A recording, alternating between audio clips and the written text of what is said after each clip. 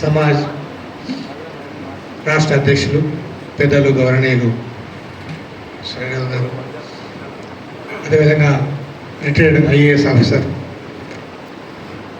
బీసీల కొరకు రిటైర్డ్ అయిన తర్వాత కూడా ఉద్యోగం నుంచి రిటైర్డ్ అయిన ఉద్యమంలో మొలకెత్తుతా అని చెప్పి ఈరోజు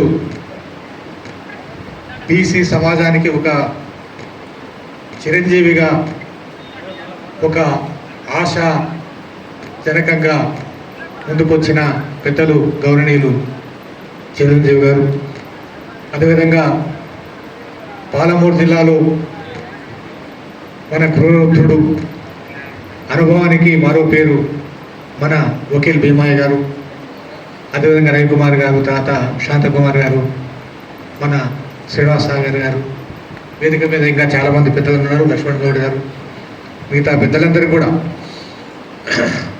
పేరు పేరున నమస్కారం. మిత్రులారా,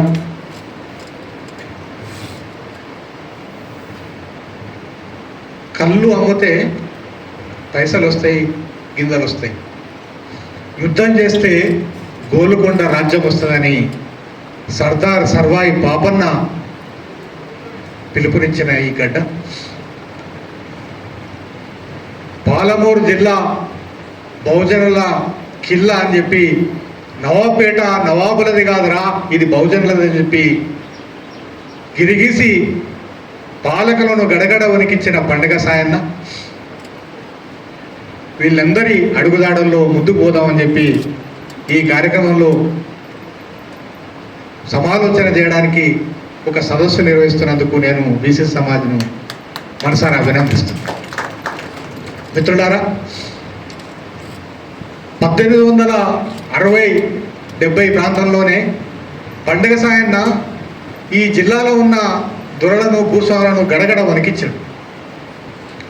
ఈ జిల్లాలో చాలామంది దొరలు, రెడ్లు ఈ ఊర్లు విడిచిపెట్టి హైదరాబాద్ పోయి తలదాచుకున్నారు. ఆయన ప్రభుత్వానికి ప్రత్యామ్నాయంగా ఒక రాజ్యాన్ని నెలకొల్పాడు. సరే, అతని చరిత్ర నేను పండుగ సాయన్న నవల రూపంలో రాసినాను, పుస్తక రూపంలో కూడా రాసినాను. మీరు చదువుకుంటే తర్వాత తెలుస్తుంది. అట్లాంటి ఈ జిల్లాలో ఈరోజు మన పరిస్థితి ఏంటి? 14 మంది ఎమ్మెల్యేలు ఉన్న ఈ ఉమ్మడి జిల్లాలో కేవలం 2 ఎమ్మెల్యేలు, ఇద్దరు. ఎవరు? బీసీలు. గర్వపడదామా, సిగ్గుపడదామా?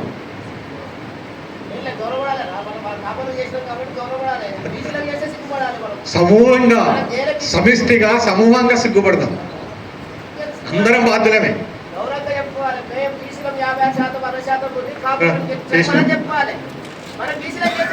అందుకనే సమూహంగా, సమిష్టిగా అన్న, సమూహంగా, సమిష్టిగా సిగ్గుపడదాం. ఈ పండుగ సాయన్న పుట్టిన ఈ జిల్లాలో పౌరుషం ఎక్కడ పోయింది? బీసీలు ఎందుకు పోయింది? ఈరోజు అన్నట్ల ఏమవుతుంది? కేవలం 3 పైసల వాళ్ళు మొత్తం రాజ్యాన్ని తీసుకుంటున్నాం. దానికి మనం సప్పట్లు కొడుతున్నాం. గట్టిగా సపోర్ట్లు కొట్టాలంటే గట్టిగా ఈలను కొట్టి మరి సపోర్ట్లు కొడుతున్నాం. రాజ్యాన్ని బంగారు పల్లెల్లో పెట్టి అప్పగిస్తున్నాం. వాళ్ళది ఎట్లుందంటే, మాది మాకే కావాలి, మీది కూడా మాకే కావాలి,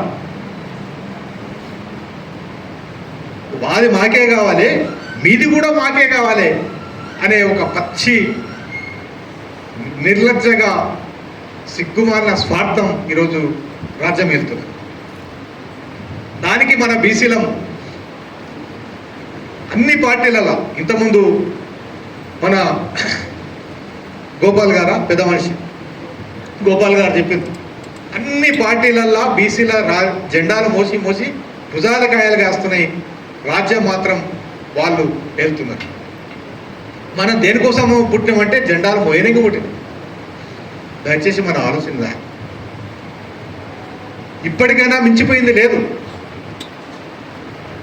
10,000 మైళ్ళైనా సరే ఒక 10 అడుగులతోనే ప్రారంభమవుతుంది. వేద్దాం అడుగులు. తప్పకుండా గమ్యం చేరుకుంటాం. ఇల్లు ఒక ఇల్లు కావాలంటే పిల్ల కలిస్తేనే ఇల్లు అవుతుంది, చుక్క చుక్క కలిస్తేనే ఒక సముద్రం అవుతుంది, నది అవుతుంది. అట్లా బీసీల ముందరం కూడా ఒక్కటైతే తప్పకుండా అనుకున్నది సాధించుకోవచ్చు. ఏం అవసరం లేదు, మన ఓటు మనం వేసుకుంటే సార్. బీసీలకు పుట్టిన బిడ్డలుగా, బహుజనులకు పుట్టిన బిడ్డలుగా మన ఓటు పరాయానికి ఇవ్వబోతుంది సార్. పరాయానికి పట్టం కట్టడానికి మనం మన ఓటును అమ్ముకుంటున్నాం. ఎన్నికలు వస్తే చాలు, నేను చూస్తున్నా 2018 ఎలక్షన్లో ఈ కాన్స్టిట్యూన్సీ ఇన్ఛార్జిని నేను ఒక బీసీ బిడ్డకు. ఎట్లంటే బీసీ నాయకులు, కుల సంఘాల నాయకులు ఎట్లా తయారంటే ఆ పూట ఖర్చులు ఎంత సార్.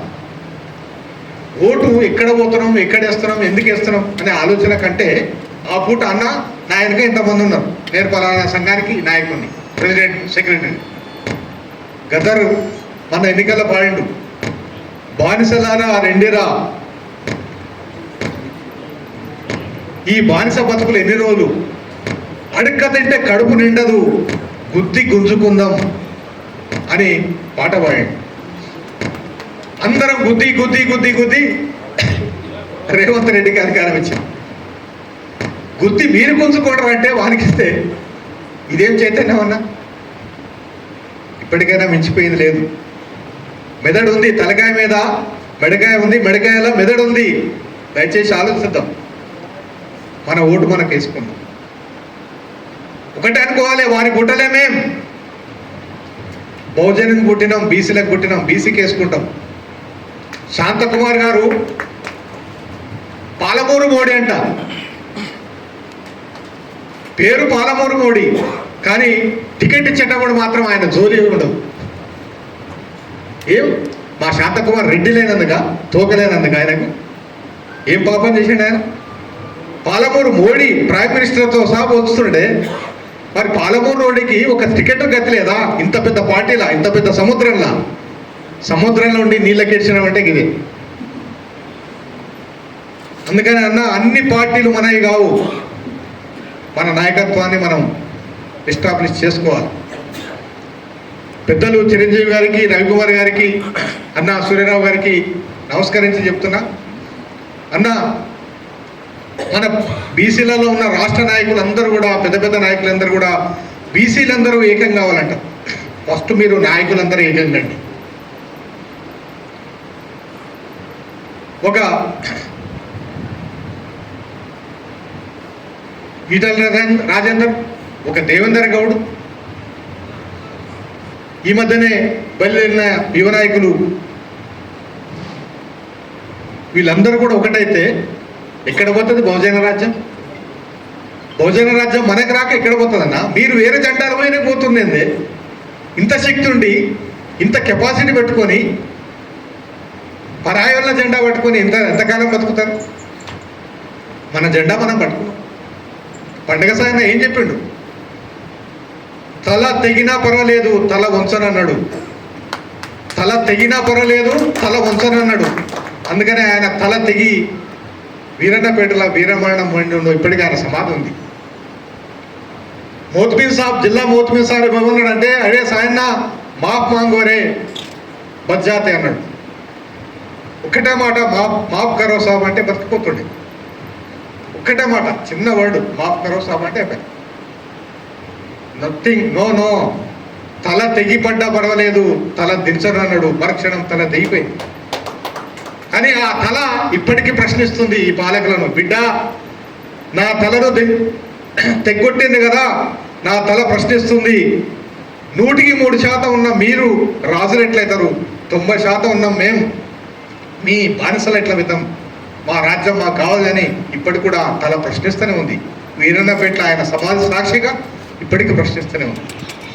దాన్ని మనం అర్థం చేసుకోవాలి. ఏం లేదన్నా, ఎక్కడ పోయినా ఈ చర్చ జరగాలి. హోటల్లో ఉన్నా, ఒక పెళ్లిలో ఉన్నా, ఒక ఫంక్షన్లో ఉన్నా అని బీసీలో ఏడ కూర్చున్నా నలుగురం నాలుగు కుర్చీలు వేసుకొని ఈ చర్చ చేసుకోవాలి. మనం ఎంతమంది ఉన్నాం, మన ఓట్లు ఎక్కడ పోతున్నాయి, మన ఓటు మనకు వేసుకోవడానికి అడ్డంకి ఏంటి, ఇబ్బంది ఏంటి, ఇప్పటికి కూడా పెద్ద పెద్ద మేధావులు ఉన్న మా భారత సెషన్ ఉంది, మామూలు వకీల సంఘం. బీసీలు చెల్లా చెదరైపోతారు, ఎలక్షన్ వచ్చిందనే వాళ్ళు మాత్రం ఒక్కరు నిలబడతారు, వన్ సైడ్ వేసుకుంటారు. వాళ్ళు ఏమంటారు, మళ్ళా కులాలు వద్దు మతాలు వద్దు అంటారు. మళ్ళా మరి నీ ఓటు నీవు ఎట్లా వేసుకుంటున్నావు?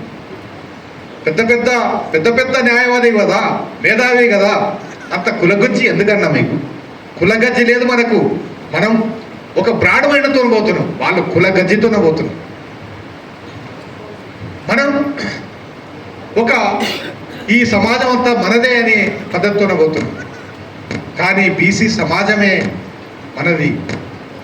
దూడాకు దున్న నేర్పి, ఆవుకు పాలు ఇవ్వ నేర్పి, మొత్తం ఉత్పత్తికి మూల పురుషులమైన ఈ బీసీ సమాజం ఇప్పుడు మాకు బడ్జెట్లో కొంచెం సీట్ పెంచండి, మాకు ఒక 4 సీట్లు ఇవ్వండి, మాకు కొంచెం రిజర్వేషన్ వేయండి అని అడక్కతినే బతుకుకు అడక్కతినే పరిస్థితికి ఎందుకు వచ్చినాం?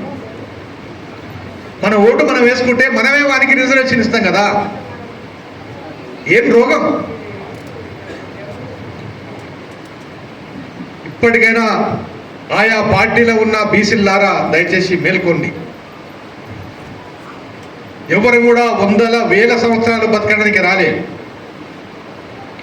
బతికిన 4 దినాలు పండగ సాయనాలాగా బతకండి, బతికిన 4 దినాలు సర్దారి పాపనలాగా బతకండి.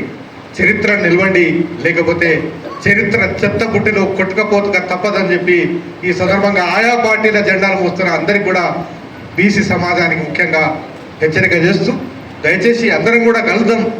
చేయి కలిస్తే ఖచ్చితంగా ఒక కోట్ అవుతుంది.